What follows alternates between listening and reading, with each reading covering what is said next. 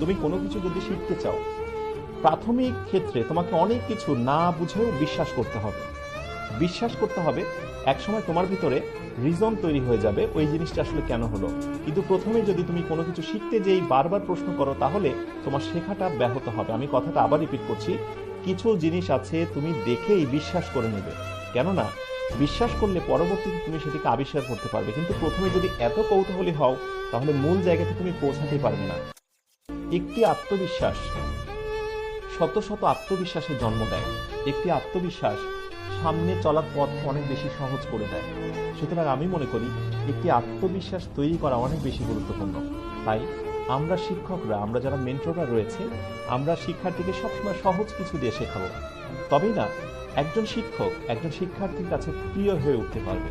কখনোই ব্যতিক্রম নিয়ম দিয়ে, জটিল কোনো বিষয় দিয়ে একজন শিক্ষার্থীর মন জয় করা যায় না, তাকে শেখানো যায় না। আমি অনেক জানি সেটি জাহির করা সম্ভব হয়, কিন্তু শেখাতে গেলে তোমাকে শেখাতে হবে, একজন শিক্ষার্থীকে শেখাতে হবে সহজভাবে।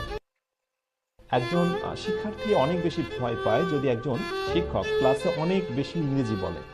আমরা অবশ্যই বিশ্বাস করি ইংলিশ ক্লাসে ইংরেজির একটা এনভায়রনমেন্ট থাকবে, কিন্তু আমরা যেহেতু দুর্বল, আমরা দুর্বলদের ক্লাস নিচ্ছি।